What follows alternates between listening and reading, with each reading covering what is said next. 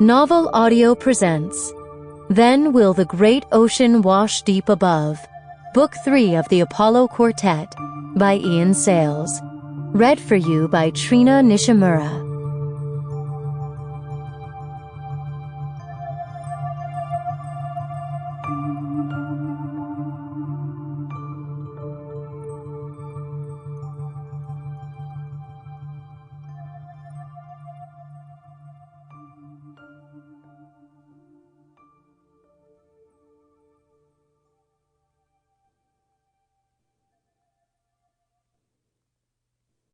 Therefore, I greatly fear in heart and spirit that as soon as he sets the light of the sun, he will scorn this island, for truly I have but a hard rocky soil, and overturn me and thrust me down with his feet in the depths of the sea.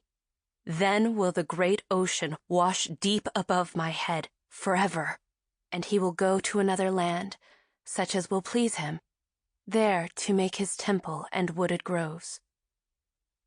Homeric Hymn to Delian Apollo, translated by Hugh G. Evelyn White, 1914. The Mercury 13. Geraldine M.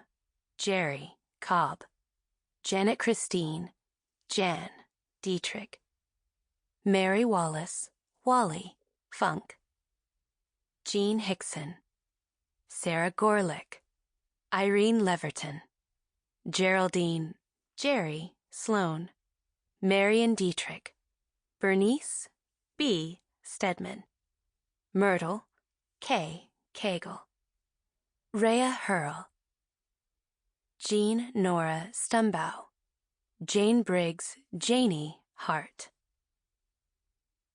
Up. It is April 1962. NASA arranges a press conference and gets the astronauts all gussied up and puts them on a stage behind a big table in a conference room in Dolly Madison House.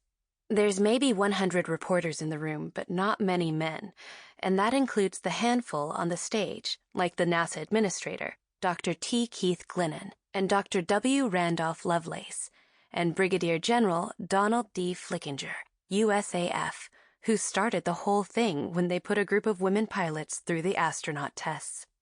The reporters ask lots of questions about the selection process and the testing, and each of the 13 gives the answers NASA has told them to give. Then, a reporter sticks up her hand. Dr. Glennon points at her, and the reporter says, "I would like to ask Mrs. Hart if her husband has anything to say about this, and/or her 8 children." "They are all as enthusiastic about the program as I am," Janey Hart says. "Even the little ones." "How about the others?" asks the reporter. "Same question."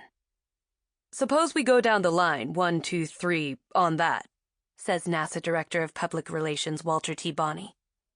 "The question is, has your husband, or maybe he's just your beau, has he had anything to say about this?" Not all of the astronauts are married. Not all of them are courting. When you log thousands of flying hours, there's not much room for cuddles and candlelit dinners. Those who are married echo Hart's answer. Everything back home is peachy. Hubby backs her to the hilt. The kids think Mom is great. Geraldine Sloan, Jerry, the year before she was testing top-secret terrain-following radar for Texas Instruments, flying B-25s a handful of feet above the waves over the Gulf of Mexico.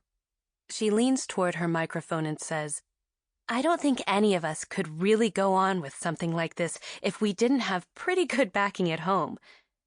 If it's what I want to do, my husband is behind it. And the kids are too, 100%. A couple of eyebrows behind the table go up. They all know Sloan's marriage is pretty much over. If not for NASA Public Relations, Jerry and Lou would have gone their separate ways last year. There's a shadow hanging over the conference, though. No one mentions it.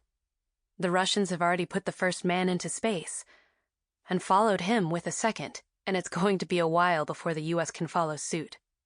NASA, however, will have the first... Sample complete. Ready to continue?